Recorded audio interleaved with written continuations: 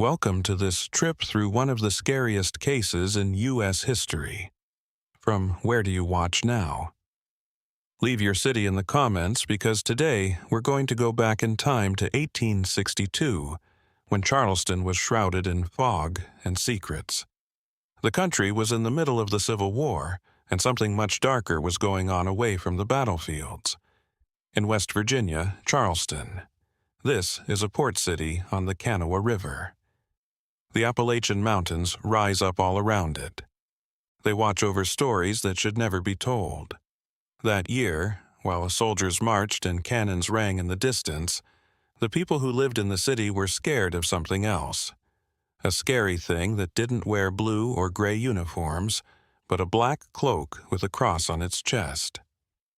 In the spring of that year, Reverend Thomas Blackwood came to Charleston. He said he came from the mountains in Kentucky and only had a worn-out leather suitcase and a hardcover Bible with him.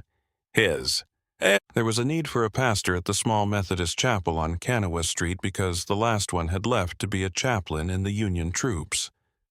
The community was glad to see him. When there is war, people need faith, and faith needs a spiritual leader.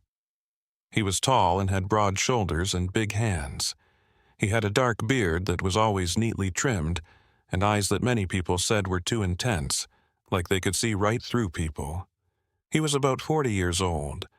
His voice was deep and calm, and he picked each word carefully. Take care of fragile instruments. His sermons were very well written and full of Bible verses and warnings about the sins that people did when there was war. In the first few weeks, the faithful trusted the Reverend. He went to see sick people, comforted war widows, and gave advice to those who were in trouble. There was something comforting about being with him. What the older women said made people feel like they were being heard and understood. He was very good at making everyone feel like their problems and secrets were important. Were safe with him. It was a small town, though, and walls in small towns can hear. There were rumors going around. At first, there was nothing important. Just some strange observations. Martha Hensley, a witch, told her neighbor that the Reverend showed up at the church at strange times, late at night when everyone was already asleep. Jacob Weiss, the blacksmith, said he saw candlelight in the chapel's basement around 3 a.m. on his way back from shoeing a traveler's horse. After that, there were disappearances, not of people in towns at first. They were travelers who were going to other places and stopping in Charleston on their way. A cloth merchant from Ohio who stayed at Mrs. Crawley's boarding house but never made it to Huntington, where he was supposed to go next. A hurt Confederate veteran who was looking for medical help and disappeared between the stagecoach stop and the doctor's house in the area. A teacher who had lost her husband and moved from Pittsburgh to a school in the country. Strange things happen when there is war. The roads are dangerous. Bad guys use the chaos to their advantage. There are deserters in the mountains. No one put the pieces together. Only one man, though. Henry Caldwell, who worked as a clerk in the Kanawha County Court, liked to write down everything, not just official papers, but also personal notes, observations, and coincidences. One day, he noticed a disturbing pattern. The last time anyone was seen, they were all near the church. Each had said they wanted to talk to Reverend Blackwood or get spiritual advice. Caldwell began to look into it in secret, looking at old records and writing letters to Kentucky parishes. That which he found kept him awake for nights on end. In Kentucky, there were no records of a Reverend Thomas Blackwood at any Methodist church. That name wasn't known at any seminary. No church had ordained someone like that. So, who was this man who preached to religious people in Charleston every week? What did he really do in the chapel basement on those lonely nights? Caldwell knew he needed proof that was real. It would be wrong to accuse a churchman without proof. This is especially true in a community that has been so damaged by war. So he waited, watched, and wrote down every move that seemed odd. He went up to the Methodist church one October night when the moon was hidden by thick clouds, and the wind howled through the Appalachian mountains. There, he saw something that he would never forget. The cracks in the chapel's basement let a lamp's dim light shine through. Henry Caldwell's heart was racing as he got closer. He stayed quiet in the shade of the trees around the real estate. The cold October wind carried the smell of wet leaves, churned earth, and something else he couldn't quite put his finger on. A strong smell coming from inside the building. He moved slowly, staying away from the dry branches that might have told anyone he was there. He could see what was inside the cellar through a small window on the ground level. What he saw made his blood run cold. Reverend Blackwood was there with his back to Caldwell and his hand on something he couldn't quite make out. There were tools nearby. Across the dirt floor and on the stone walls, there were makeshift shelves with jars and other containers that reflected the lamplight in a scary way. Caldwell took a step back and breathed heavily. He needed proof, witnesses, and someone who would share the weight of what he had found. But would anyone believe him? People looked up to and respected the Reverend and saw him as a moral leader in the community. Caldwell made up his mind as he hurried back to his house on Lee Street. He planned to talk to Sheriff William Dobbs in the morning.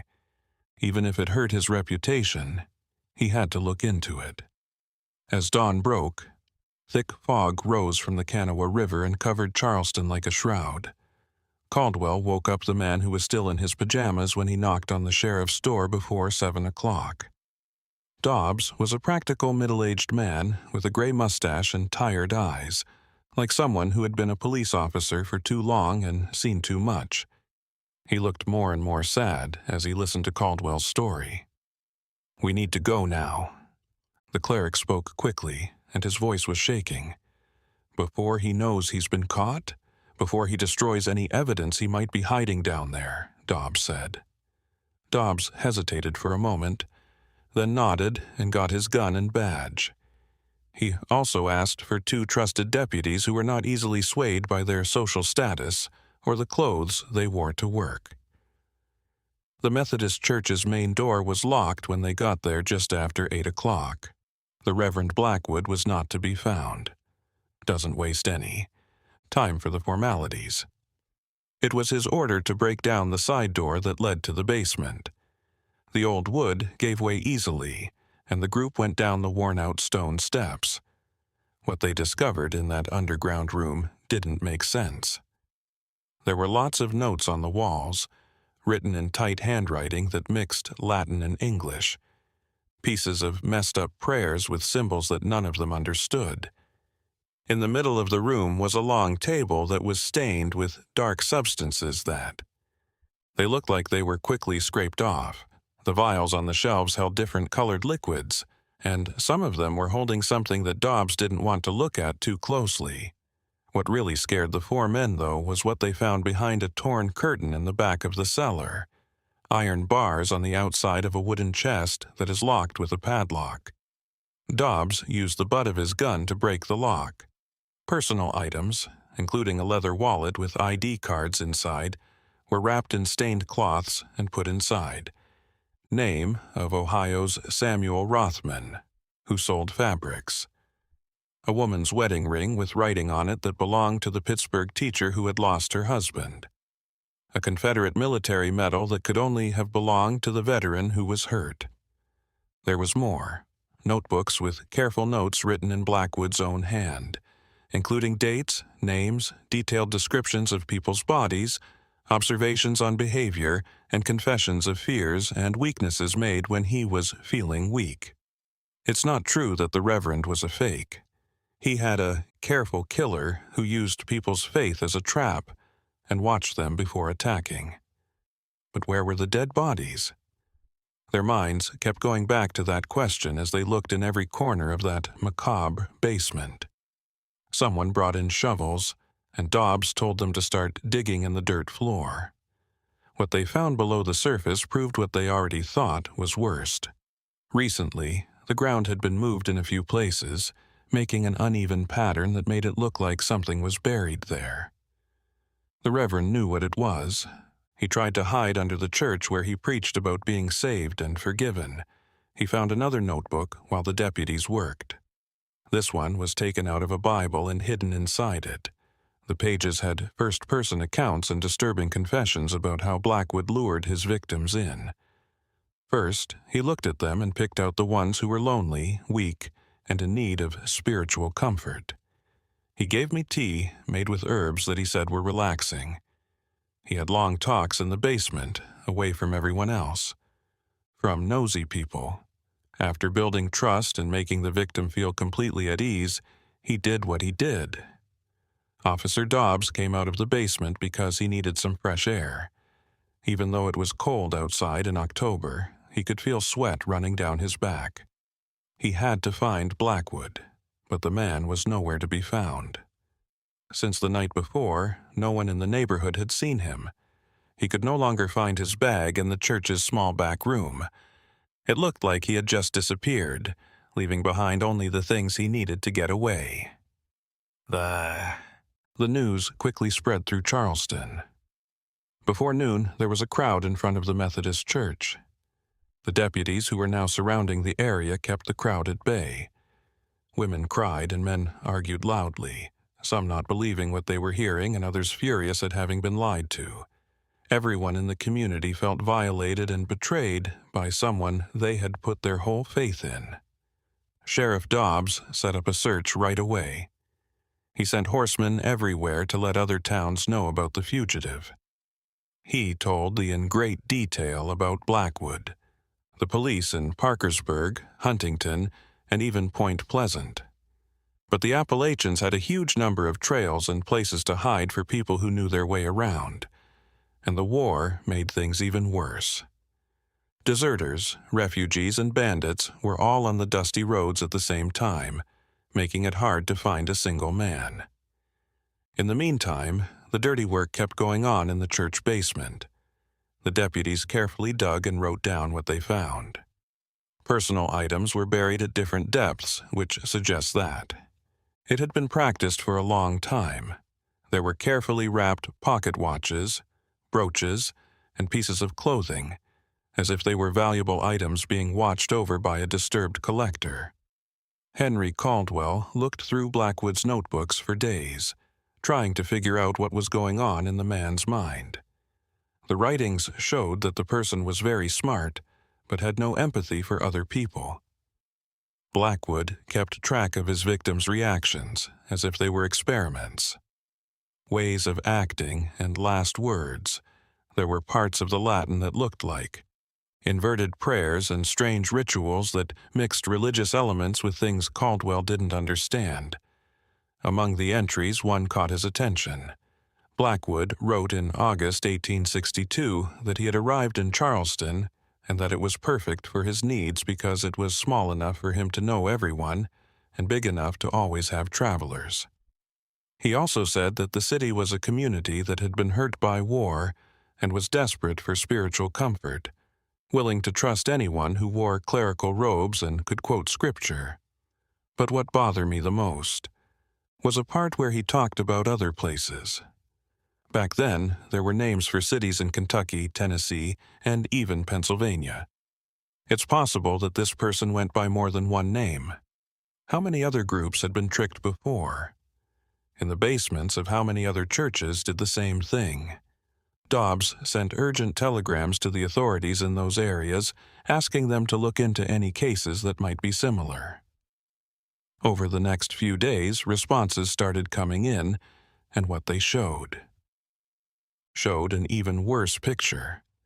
In 1860, a reverend named Marcus Thornawood suddenly vanished from Lexington, Kentucky. He left behind a confused congregation and several travelers who reported him missing. In 1861, an Irish priest named Seamus Becker left Knoxville, Tennessee, without warning because of strange rumors about what he did at night. The physical descriptions were a little different, but the patterns were the same. Men of faith who appeared out of nowhere quickly earned trust, then vanished, leaving mysteries unanswered. It seemed like the Civil War had made the perfect place for this kind of predator to hide in the shadows and take advantage of the chaos and hopelessness. People in Charleston wanted to know what was going on. At meetings held at the Kanawha County Courthouse, Dobbs told the people what he had found. There were still people who wouldn't believe Reverend Blackwood could be guilty of such horrible things. Babies were baptized, young couples were married, and the dying were comforted by him. How could someone who could do such bad things seem so? Are you kind? This question was making everyone crazy. The perfect mask that Blackwood had made. The perfect performance of a holy man who wasn't really holy at all. He studied how people behaved like an actor studies his part, learning how to make his voice sound comforting and memorizing compassionate body language. Everything was planned out, and each sermon was a play meant to keep his reputation as a man who can be trusted completely. Someone was on the run for weeks with no sign of them, those on horses. When they got back from their search, they had nothing. People in charge in other states had no news. It looked like Thomas Blackwood, or whatever his real name was, had been sucked up by the mountains or lost in the crowd of men who had to move because of the war. As things calmed down in the case, Dobbs could feel his anger rising like a wound that wouldn't heal. Then, a strange letter showed up. The mail was sent from Harper's Ferry, Virginia. With no return address given and written in beautiful handwriting, it just said that a man who looked like Blackwood had been seen in the area. He was working as a traveling doctor and treating wounded soldiers in exchange for food and shelter. The letter's writer didn't give his name, but asked that the police be quiet because the suspects seemed to be on high alert all the time, ready to run away at the slightest sign of trouble. They were dangerous, but Dobbs got his best men together and set out for Harper's Ferry. The trip took several days, still hurt by what happened recently. Fighting of the war, he brought some of the things that were found in the hold with him in the hopes that they could be used as proof if they found the man. Henry Caldwell insisted on going with the group because he wanted justice to be done. It was hard to get to Harper's Ferry. It was very cold, it rained a lot, and the roads were muddy, so riding through the mountains in November was hard. The group went through war-torn villages and empty fields where crops used to be. Found long lines of refugees wandering around aimlessly. The Civil War turned the area into a scary, empty place where law and order seemed like faraway ideas. Harper's Ferry was a strategically important city at the point where the Potomac and Shenandoah rivers met. It was surrounded by rocky cliffs that made it easy to defend. Several times during the war, it went back and forth between the Union and the Confederacy, and the battle scars could be seen on every corner. Buildings marked by cannon fire and bridges built quickly. Rebuilt military camps that looked like they belong in public squares. When Dobbs and his men got there, it was getting dark, and the orange light from the setting sun made the water in the river look copper. Right away, they went to find the military commander of the area, a Union major named Robert Finch, and told him what their mission was. As Finch listened, he became more interested. He then said that there was, in fact, a traveling doctor working nearby. The man introduced himself as Dr. Edmund Crawford. "This Crawford showed up about 3 weeks ago." The major talked about it while serving whiskey to guests in his makeshift office. He offered to help both soldiers and civilians who were hurt. He knows about medicine, that can't be denied. Even though he's saved a few lives already, the men don't like something about him. He looks around and asks too many questions, like he's always figuring something out. Dobbs felt his heart beat faster because of the adrenaline. When he asked where they could find this doctor, Finch told him that Crawford used to work there. Work at a field hospital that has been set up in an old Baptist church on the edge of town, close to the town cemetery. During the day, he took care of the hurt, and at night he slept in a small room in the back of the building. The group chose to do nothing until the next morning.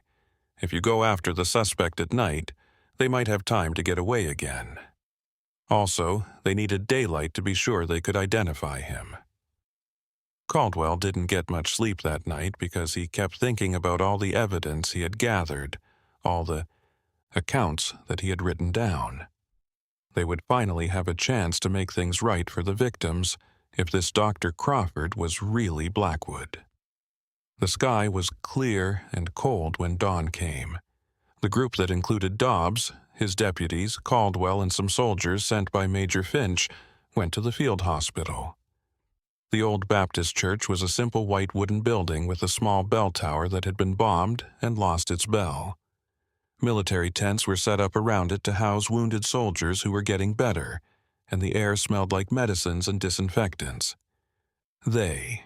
Sneaking in through the side door, they found a short hallway that led to the main hall where the patients were being treated. About 20 men were there, some sitting on makeshift beds and others on benches. They all had wounds that were healing at different rates.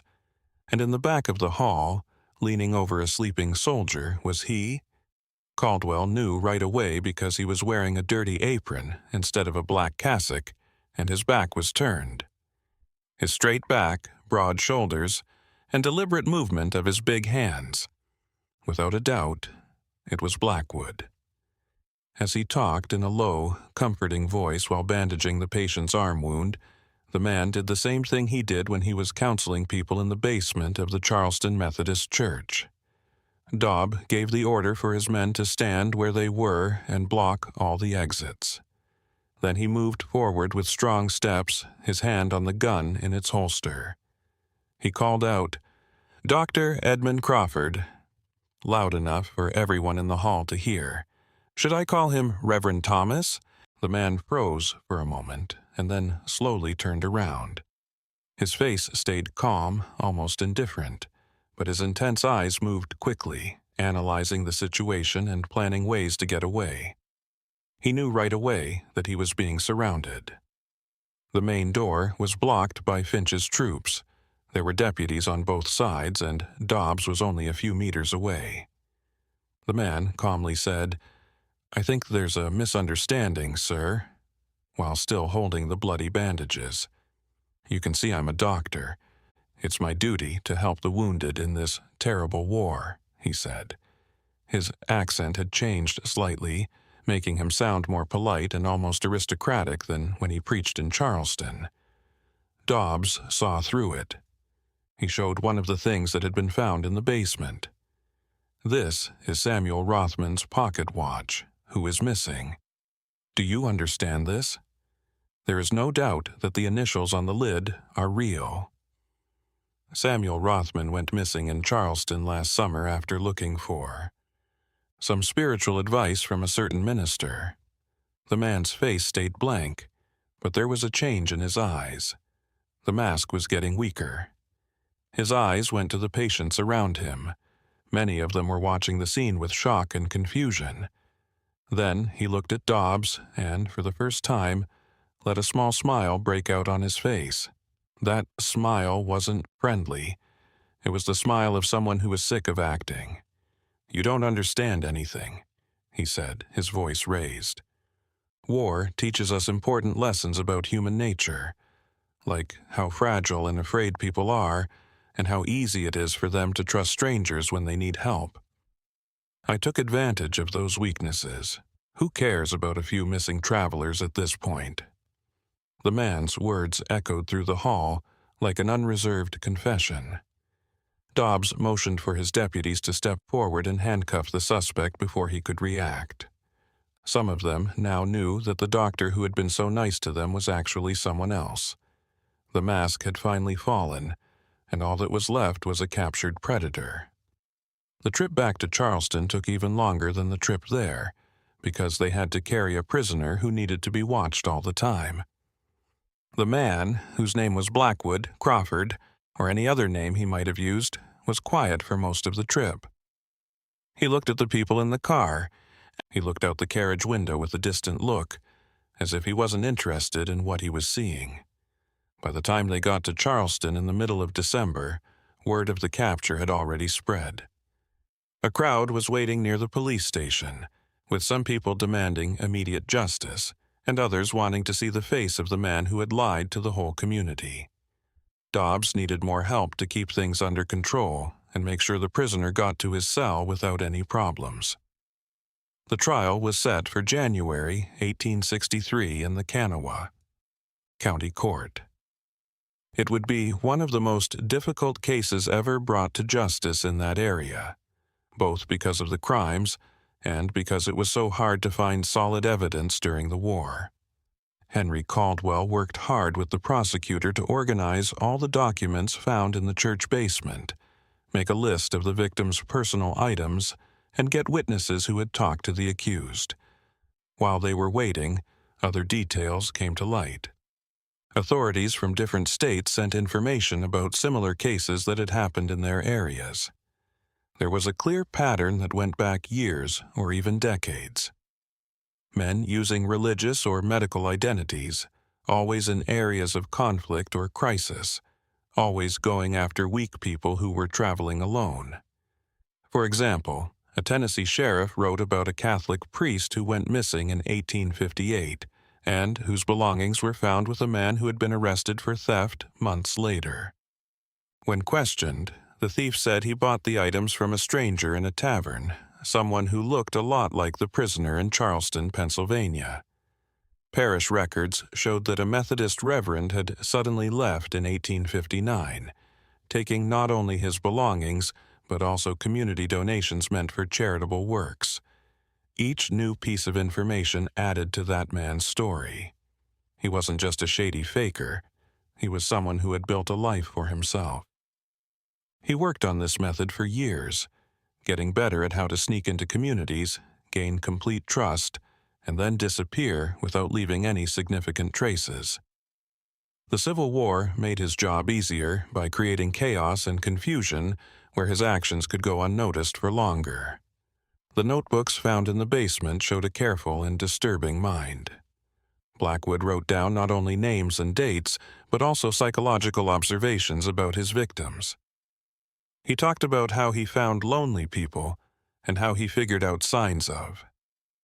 He wrote about how he changed his approach depending on the person's personality, and how people behaved in stressful situations, and how fear and despair made people more open to being manipulated.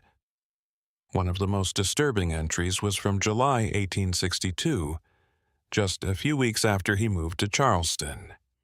It was about the art of the persona, which is what he called the process of creating a false identity that was so convincing that even sometimes he forgot who he really was. He talked about studying the gestures of real religious figures, memorizing Bible verses not out of faith but for practical reasons, and learning how to change the tone of his voice to sound caring while really not caring at all about other people's pain. Caldwell told a doctor in Richmond who worked with veterans' hospitals and studied mental disorders about these findings. The doctor looked at the writings and suggested that the prisoner might have a condition where he had no empathy at all, but he was very good at pretending to feel normal human emotions. It was like he was a permanent actor, always performing and never really connecting with other people in a real way. At the same time, the Charleston Methodist Church stayed closed. No one wanted to go inside because of the terrible crimes that had happened in the basement. Some people in the community suggested tearing the building down completely. Some people wanted to get rid of that physical sign of betrayal and evil, while others wanted to turn it into a memorial for the victims, a place to remember and think about how evil can hide behind the holiest masks. As winter turned into spring in 1863, the trial date got closer. The war continued to destroy the country, but in Charleston everyone was focused on the county court, where the man who had lied to so many people would finally be found guilty. January came with heavy snow over the city. The streets were covered in a white blanket that blocked out the sounds of the city, making for an unsettling silence.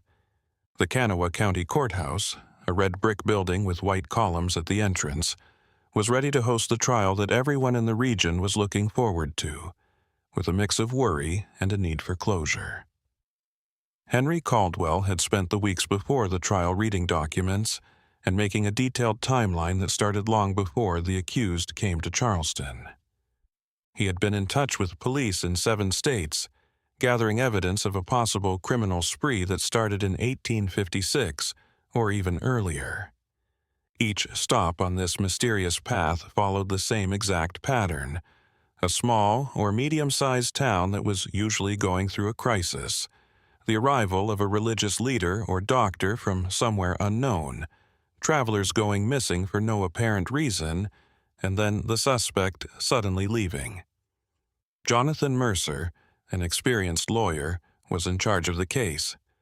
Mercer, who was about 50 years old and had gray hair combed back, was known for being very careful to the point of obsession.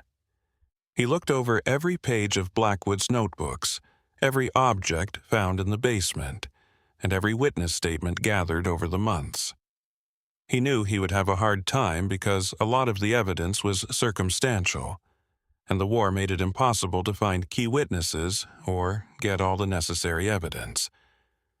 The defense was handled by a local lawyer named Marcus Whitfield, who was hired by the court because the accused didn't have the money to hire his own lawyer.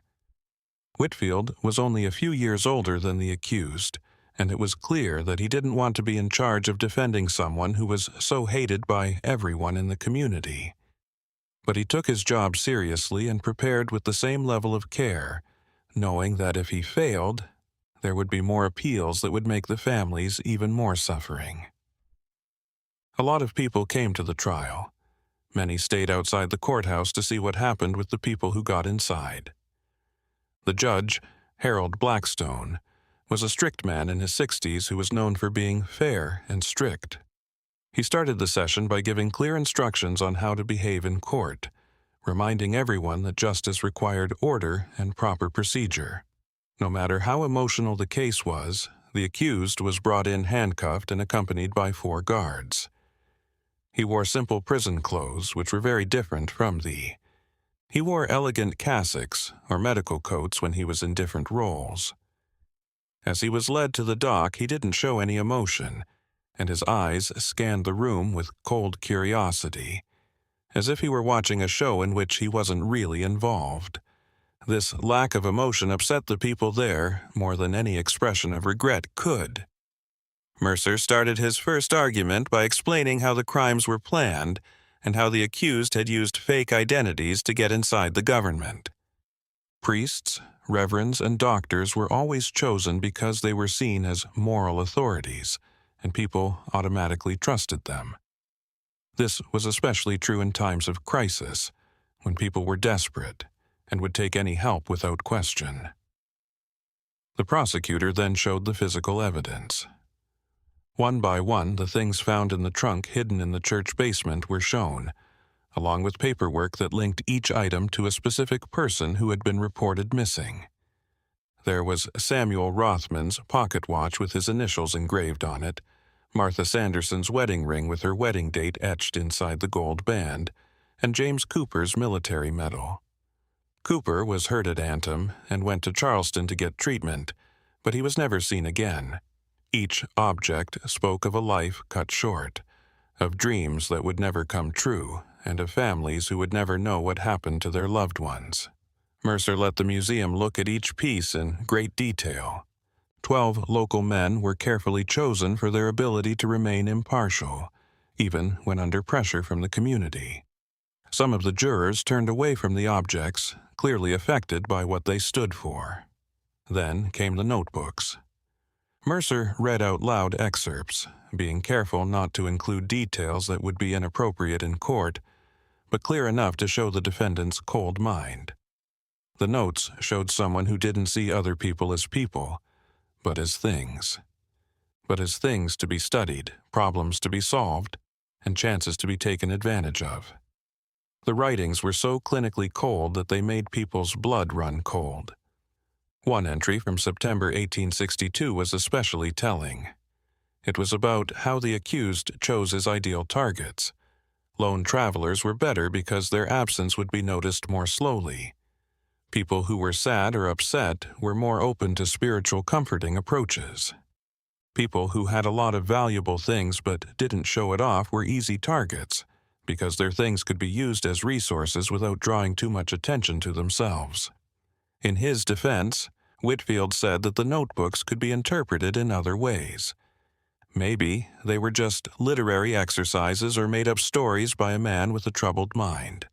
He also said that the accused wasn't necessarily guilty of the disappearances because there was no direct physical evidence linking him to them. Things could have been stolen or left behind on the busy roads of war, but Mercer was ready for that argument. He brought in witnesses who had last seen the missing people near the Methodist church or talking to Reverend Blackwood. Laundress Martha Hensley talked about strange lights in the basement early in the morning and an odd smell that sometimes came from the building.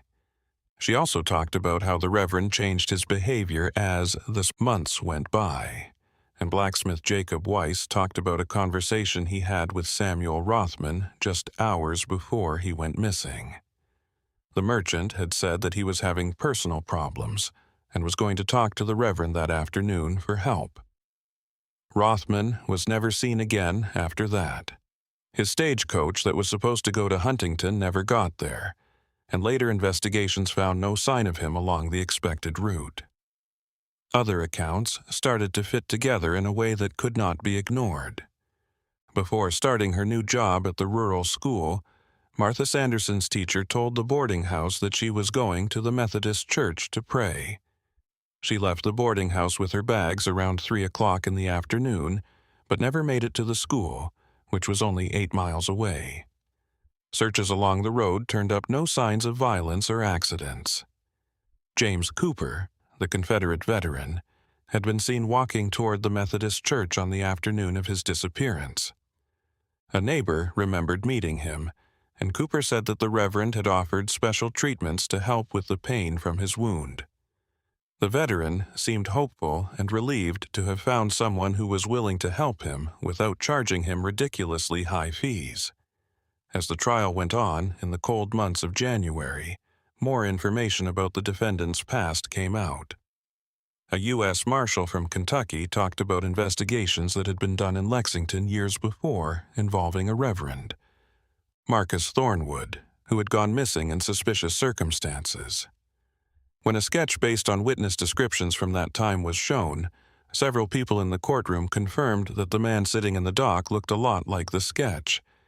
Telegraphic records were shown that showed communications between different state authorities, all of which described similar patterns of behavior. A man would come to a town, pretend to be religious or medical, gain the trust of the people there, and then disappear, leaving behind grief and mystery. The dates and locations made a trail that could be followed across several states and years. Henry Caldwell's testimony on the 4th day of the trial was the most important. During the investigation, the court clerk had become more than just a civil servant. He was now the keeper of a complex story, the person who had connected dots that others hadn't even noticed existed. At first, his voice shook a little, but it got stronger as he talked about the events. Caldwell talked about the sleepless nights he spent looking through old records, the letters he sent to faraway parishes, and how frustrating it was to find blanks where there should have been proof of Blackwood's ordination. He also talked about how he found that there was no Methodist seminary in Kentucky that recognized that name, no congregation that had sent him as a missionary, and no baptismal record or ordination certificate that could prove his religious credentials. Then, Prosecutor Mercer told the court about an even scarier discovery. Birth and death records for a real Thomas Blackwood had been found in Fett County, Kentucky. The real Thomas Blackwood had died as an infant in 1821. It seemed that the accused had taken that name from tombstones in old cemeteries, which is a common trick used by identity thieves who want to use real names, but of people who died too young to leave detailed records that could contradict a false biography. Whitfield tried to question the accuracy of such old records, especially since. The Civil War destroyed many government records, but Caldwell was very careful. He brought certified copies from many sources, such as parish registers kept by churches that were still in good shape, pre-war censuses, and even family correspondence that were kept by local historical societies. The defense then changed their strategy, saying that the accused might be mentally confused, which was made worse by the horrors of war that everyone was going through. Whitfield called to the court. A doctor who treated soldiers with mental illnesses tried to show that his client might not be fully responsible for what he did, but this argument fell apart when Mercer showed the accused's own writings, which showed he was very smart, planned his actions very carefully, and knew exactly what would happen as a result. The notebooks showed that the accused was well aware of how illegal and immoral his actions were. There were parts where he talked about strategies, plans for how to avoid being caught, how to destroy evidence, and how to get away if he was caught. He knew exactly what he was doing and had taken steps to keep doing it without getting caught. There was no mental confusion, just cold calculation and precise execution. On the 6th day, Mercer presented more physical evidence from the church basement. Chemistry experts had analyzed the substances found in the bottles on the shelves. Some of them contained legal medical preparations, calming herbs, and there were some tinctures that could have been used for medical reasons, but others had more dangerous mixtures of plants that, when taken in large enough amounts, can make a person very sleepy or mentally confused. A pharmacist from Wheeling spoke about the effects of some of these substances. He said that in small amounts they could be helpful, but in large amounts they would make a person very helpless and unable to fight back or get away. Several of the combinations found didn't make medical sense, but they would work if the goal was to control someone who wasn't obviously strong. The basement walls had also been looked at. A professor of classical languages from the University of Virginia photographed and analyzed the Latin writings mixed with strange symbols. He found passages of religious texts that were upside down or changed in ways that made no sense at all. There were also references to strange rituals and practices that mixed elements of different traditions in unusual ways. The professor said that the accused had a lot more formal education than an opportunistic impostor should have had. He spoke Latin fluently, knew about comparative theology, and understood symbols from many mystical traditions. This made people wonder who he really was before he started committing crimes. Was he a law scholar, an expelled seminarian, or someone with access to? The accused refused to speak, so these questions remained unanswered. He stayed silent throughout the trial, watching with a neutral expression that sometimes turned into something that looked like mild amusement. It was like he was watching a play in which he was only interested in the information being presented and had no real emotional connection to what was being said. Whitfield did his best to defend his client, but the evidence was overwhelming. He argued about technical details, questioned how evidence was collected, and offered different explanations for each piece that was shown. But in the end, even his strongest arguments could not explain the whole pattern. There were things that belonged to the victims in the basement, witnesses who said the victims were with the accused before they disappeared, evidence of false identities, notebooks with manipulation methods, chemicals used to make people unconscious, and a trail of similar cases that led to the suspect's arrest. The man was charged in 10 states. On the last day of the trial, when closing arguments were due, Mercer stood and walked slowly in front of the jury, letting the silence last for a few moments before speaking. His voice was firm but full of restrained emotion as he began to summarize the case. He talked about broken trust, how communities depend on certain people for moral guidance and support, and how the accused had used that trust against them. He named each victim by name, not just by number. Samuel Rothman, an honest businessman who left his wife and 2 daughters in Ohio to travel and grow his business and better support his family.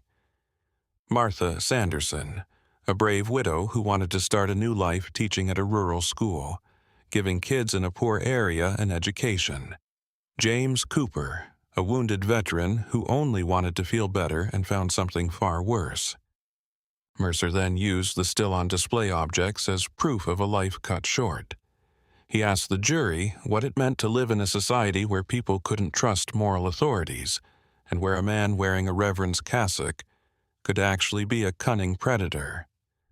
He argued that letting this kind of behavior go unpunished would destroy the basic foundations of community life. Whitfield rose to his final defense knowing he had a nearly impossible battle ahead of him. He appealed to the basic principles of the case. The presumption of innocence should be respected until guilt is proven beyond a reasonable doubt, even in the most difficult cases, he told the jury.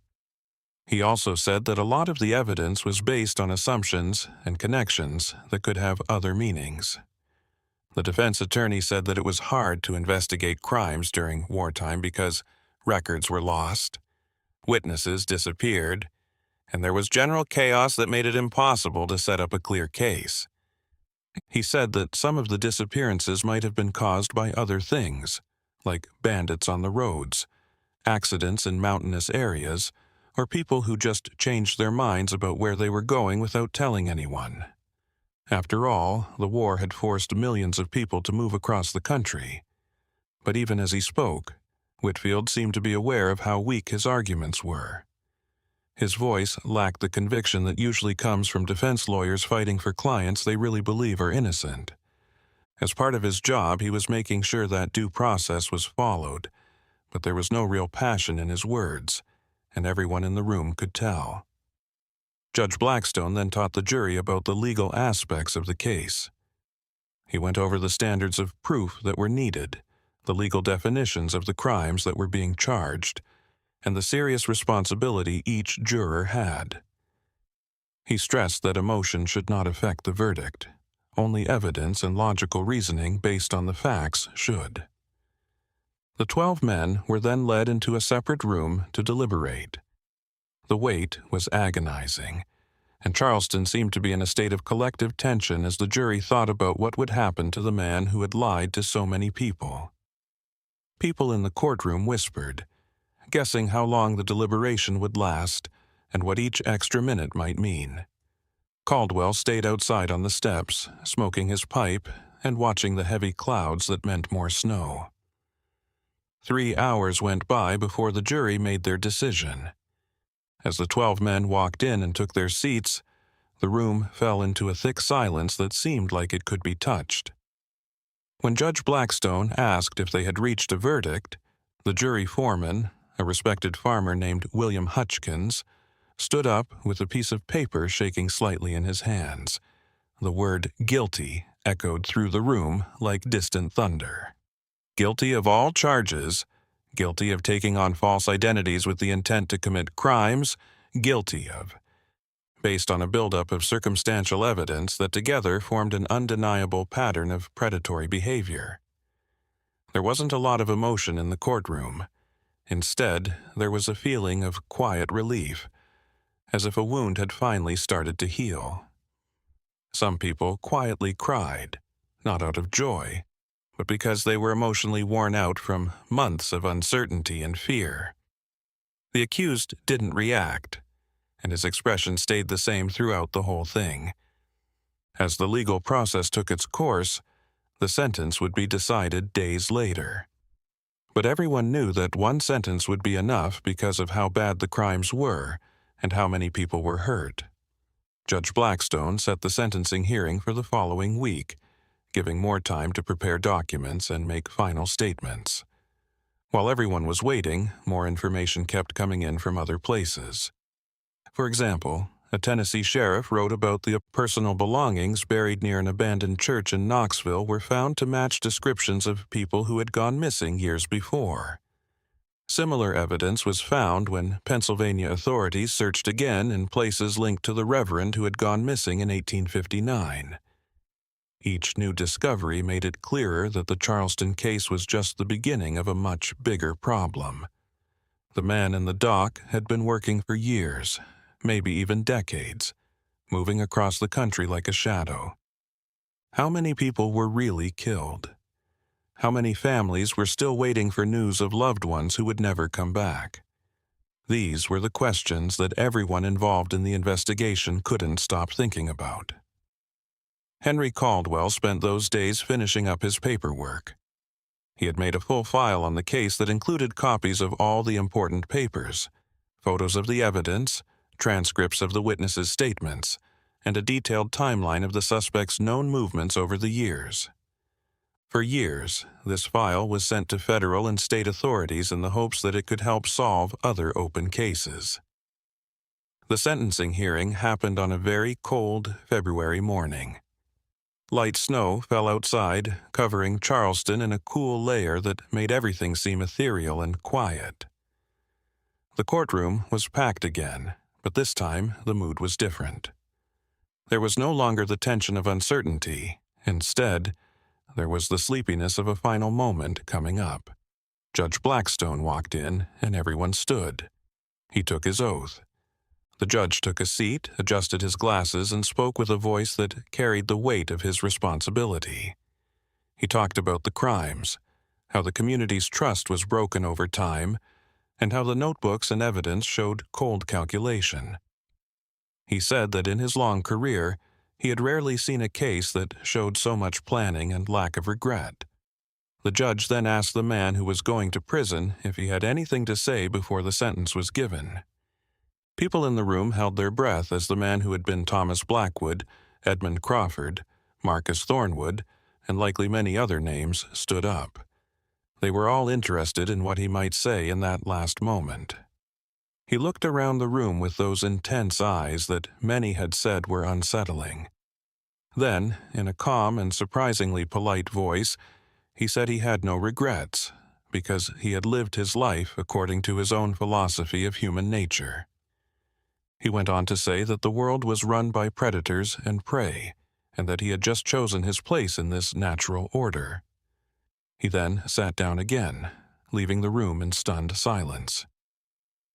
Judge Blackstone remained calm, but there was deep unease in his eyes as he spoke. He gave the sentence, his voice firm and clear. Considering the seriousness of the crimes, the number of victims, the clear evidence of planning, and the lack of remorse or hope of rehabilitation, the court handed down the sentence. There was no choice. The sentence would be the harshest allowed by law. The sentence echoed through the courtroom with such finality that it seemed to stop time itself. The man who had been found guilty would be sent to the state penitentiary to wait for his execution in the spring. Judge Blackstone went over every legal aspect of the sentence, making sure there were no appeals based on minor procedural issues. Every word was carefully chosen, and every clause was carefully read to make sure that. The community felt a wave of relief when the judge finished and banged the gavel for the last time, officially ending the case.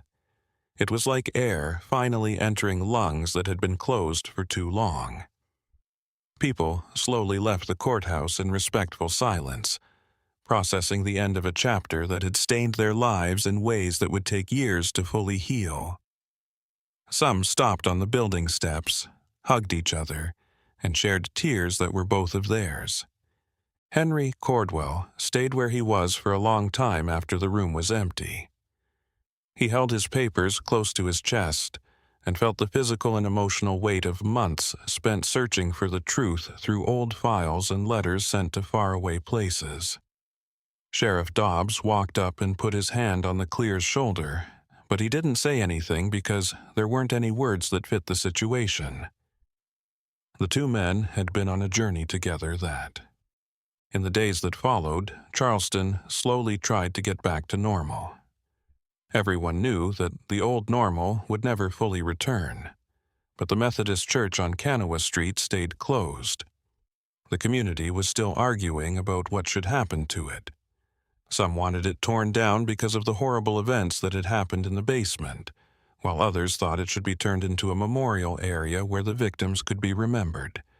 The community could remember and think about how to stop something like this from happening again. At the same time, the case had effects beyond Charleston. Police in several states started looking again at old, unsolved disappearances to see if there were any patterns that could be linked to the now convicted man. Parish records were looked at again, hospital files were looked at, and old newspapers were read to find news about the strange arrivals and departures of. Additionally, police in Lexington, Kentucky, found more information about Reverend Marcus Thornwood, who went missing in 1860.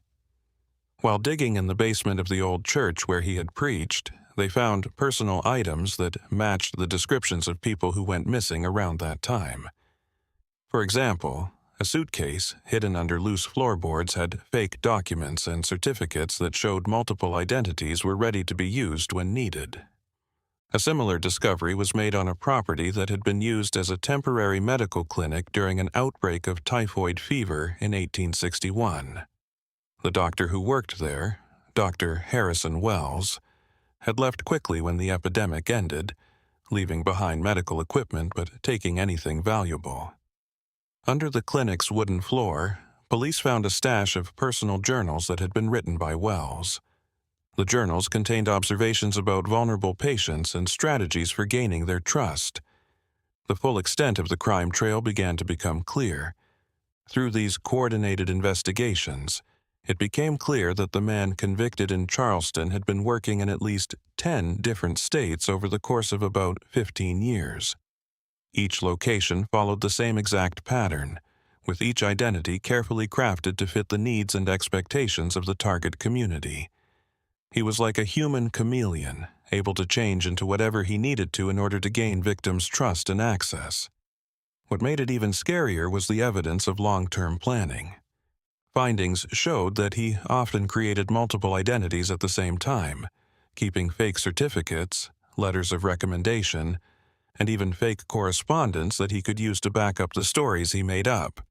He had hideouts in different cities where he kept money and documents so he could quickly leave and start over somewhere else with a new identity that was already established. His deep understanding of human psychology. The notebooks found in Charleston and other places showed that he had read a lot about behavior, emotional manipulation, and persuasion techniques. He had read a lot about these topics, maybe in the years before he started working as a criminal. The notebooks included references to philosophical texts, treatises on human nature, and even medical studies on how drugs affect the mind. This made people wonder about his real story. Trying to find out who he was and where he came from was impossible. His writing suggested that he had gone to college, maybe a medical school or a theological seminary. Someone with that kind of education would have records, teachers who knew him, and classmates who could recognize him. But all attempts to find out where he came from failed. It was possible that he had carefully erased his past before starting this life of crime, destroying records and cutting ties with anyone who could help. Or maybe his background was so normal that he disappeared without leaving a lasting impression on anyone before coming back as the person who created fake identities. Not knowing who he really was added another layer of mystery to the case. In his spare time, Henry Caldwell kept looking into it because he thought that learning about the condemned man's past could help him figure out how to stop others from going down the same path. He sent letters to universities asking them to help him. Several states' medical schools, theological seminaries, and other schools were asked to describe what they knew about the man's education and background. Some schools responded with records of students who had dropped out or been expelled for bad behavior, but no official correspondence was made. Meanwhile, life went on in Charleston. Other parts of the country were still in the midst of the Civil War, but that mountain city in West Virginia had found its own kind of peace, one that didn't come from victory but from the end of the war. Families came to terms with the fact that their missing loved ones would not come back, planning memorials and services without bodies to bury. It was a complicated grief that didn't have the closure that a traditional funeral would provide, but it was necessary to move on. Finally, the community voted on what would happen to the Methodist Church. It would be officially deconsecrated, meaning it would no longer serve as a church, and then it would be turned into a county historical archive. The basement, where so many horrible things had happened. The area where the crime happened would be sealed off for good, but the rest of the building would be used to keep records, papers, and memories of the area.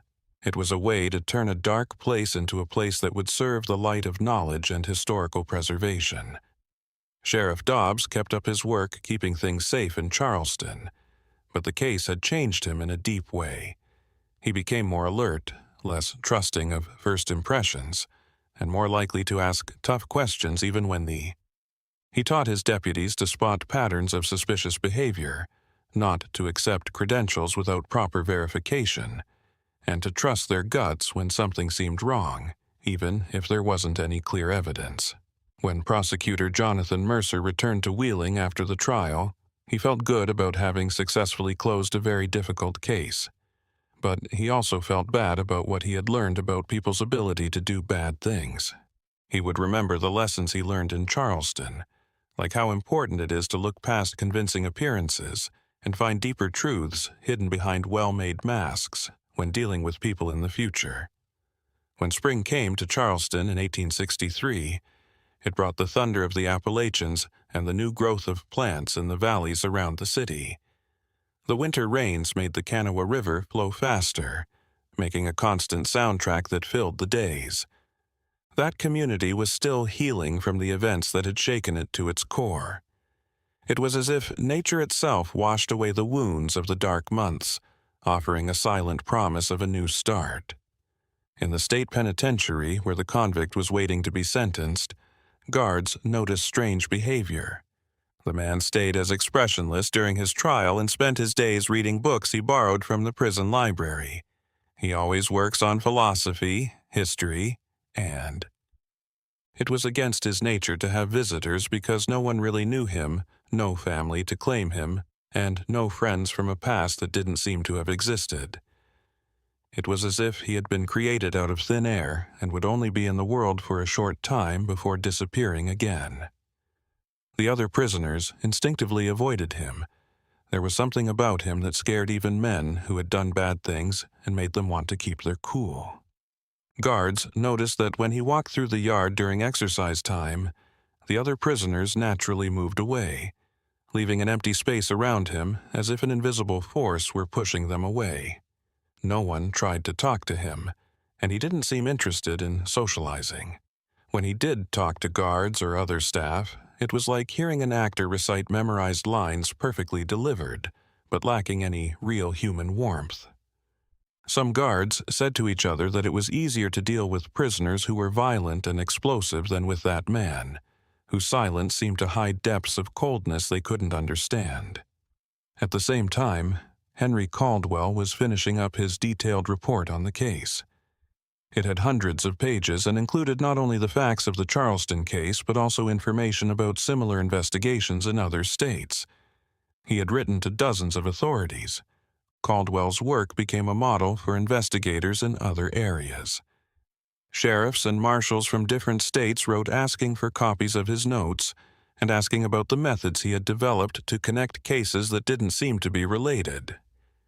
The Charleston clerk had unintentionally become an expert in cover-up and identity theft crimes, and investigators from other states were looking to him for advice. His skills were now being sought to help solve other unsolved mysteries. Investigators in Pennsylvania, who were reopening the case of the Reverend, who went missing in 1859, found a diary hidden in the old rectory. The diary showed the thoughts and observations of someone clearly studying the community like a predator studies its prey. The notebooks found in Charleston were eerily similar to the diary, and handwriting analysis proved that they had been written by the same person, the same hand. This diary had even earlier entries from 1856, which suggested that the man had started his career as a criminal at least that year, and maybe even earlier. There were vague references to past events, lessons learned from past experiences, and changes to methods based on mistakes made. This suggested that there might be an even longer trail of undiscovered crimes, maybe going back decades before the cases that the police were able to connect. had done only started to become clear through these coordinated investigations. It wasn't a few random crimes, but a planned campaign that lasted years or even decades. Each city was carefully picked, each identity was made to fit that situation, and each victim was chosen based on their specific weaknesses. It was a level of planning and execution that went against what most people think of as criminal behavior. The records also showed that he had made a lot of money through his business. He stole valuable things from victims and sold them in faraway cities, turning the money into cash that he kept in several hiding places. When the police finally found some of these hiding places using clues from the seized documents, they found large amounts of cash stored along with more fake documents and tools for making new identities. This money was used to compensate the families of the identified victims as much as possible, but it wasn't much and certainly couldn't have helped. The money didn't make up for the loss of loved ones, but it did help widows and dependents who had been left without support. For example, Samuel Rothman's wife was able to keep her daughters in school thanks to the money, and Martha Sanderson's distant relatives set up a scholarship in her honor at the school where she should have taught. As spring progressed, Charleston began to find its new identity, forged in the fire of tragedy. The community had learned hard lessons about trust and It learned how important it is to check credentials and not believe what you see on the surface. But it also learned how to be strong by facing uncomfortable truths head-on. At the end of April, the Methodist Church, which had been turned into the county's historical archive, opened its doors in a solemn ceremony. The basement remained closed, but the rest of the building had been cleaned and reorganized to serve its new purpose. The shelves were put in place to store papers, tables were set up for researchers, and a plaque at the entrance gave a brief history of the place. It was a memorial to memory, but also a commitment to openness and truth. Henry Caldwell was made official custodian of the archive, a job he took with humility and a sense of duty. He knew that future generations would need to learn from what had happened there to understand what had happened now. What the archive would do is not only keep the past safe, but also teach people how to be safer in the future by preserving the past. Sheriff Dobbs kept getting updates from other jurisdictions as more cases were solved, or at least made clearer by the evidence gathered. Each letter that came brought both closure and new pain, confirming his suspicions about old disappearances and showing the full extent of the problem. Years of damage done by one man were always there to remind people that justice was necessary, but it couldn't fix the damage that had already been done. On a warm May afternoon, when wildflowers covered the mountain slopes in bright colors and the air smelled like spring, word came that the sentence had been carried out at the state penitentiary. The man who had been so many people and yet no one had finally died. There was no celebration in the house. Charleston, there was a collective sigh of relief, as if a particularly dark chapter could finally be closed. Local newspapers wrote short articles about the event, but they weren't meant to be shocking. The community had decided not to give it the attention it might have wanted. Instead, it would be remembered not as a famous person, but as a story that warned people not to trust anyone blindly just because they wear symbols of moral authority.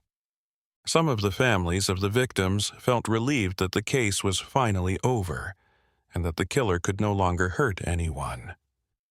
Others felt empty, realizing that no sentence could truly bring back what had been taken from them. But in some way, they all started to try to move on, carrying memories of their loved ones but not letting those memories be tainted forever by how their lives had ended. Henry Caldwell stayed in the archives that year. The night after hearing the news, he sat quietly among the shelves of papers that told the whole story. He thought about all the hours he had spent on the investigation, all the sleepless nights, all the letters he had written and papers he had looked over. It had all been worth it. He decided that the truth had its own value, no matter how horrible it was, and that maybe just maybe, the work he and others had done would help stop similar tragedies from happening again. The years that followed brought about small changes in Charleston. The Civil War. It ended in the end, bringing its own problems of rebuilding and reconciliation, but the city never forgot what happened in 1862 and 1863. The history lived on through the archives and conversations passed down from generation to generation through a collective vigilance that became part of the local culture. Over the years, the County Historical Archive grew, collecting documents on all aspects of regional life. Researchers visited often, studying not only the case that had led to the war, but also other aspects of life in the region.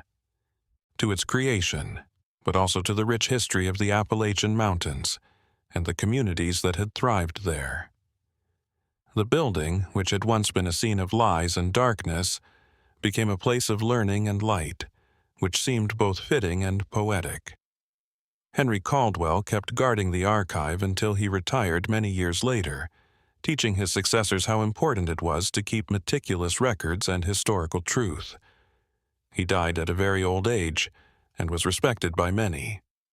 People in the community praised him not only for solving the case, but also for decades of work to preserve collective memory. His personal archive was added to the collection, giving a unique view of the events and the man who had worked so hard to bring justice. Sheriff Dobbs also served for many years, retiring with a reputation for being fair but firm, friendly but not easily fooled by appearances. He trained many police officers. He taught generations of police officers to always check facts, question things that don't make sense, and trust their guts when something doesn't seem right. Many of the men he trained took these lessons to other areas, spreading a culture of informed vigilance. Charleston eventually did well, growing from a small port city to a regional center of commerce and industry. The mountains around the city stayed the same, silent witnesses to the generations that lived their lives there. It didn't matter that small, human dramas were going on along the banks of the Kanawha River. And on quiet nights when the mist rose from the water and covered the city, it was possible to imagine ghosts from the past walking the old streets, their stories remembered but never fully understood. The last lesson Charleston learned was probably the most important. Evil doesn't always look obviously horrible. Sometimes it wears nice clothes and talks nice words. It wears well-made masks to hide its true intentions. Being vigilant doesn't mean being paranoid. It means paying close attention, checking facts, and being willing to ask tough questions even if the answers might make you feel bad. Most importantly, communities need to stay connected and aware of each other, ready to protect the weak from those who want to take advantage of them. The archives are still there, silent stores of truths kept for future generations. Stories are still told, though less often. People who were there often forget what happened. But the memory lives on in the culture of a community that knows the bitter price of false trust and the value of always looking for the truth. If you've made it this far in our journey through one of the darkest periods in Appalachian history, please leave a comment below. What are your thoughts on how evil can look so good? Your opinion matters to us, and we'll do our best to listen. We want to hear your thoughts. If this look into the depths of human nature touched you in any way, please consider subscribing to the channel for more stories that explore the mysteries and shadows of the past. Also, thank you for your support by clicking the like button. Until the next story, stay curious, stay alert, and remember that history can teach us important lessons if we are willing to learn them.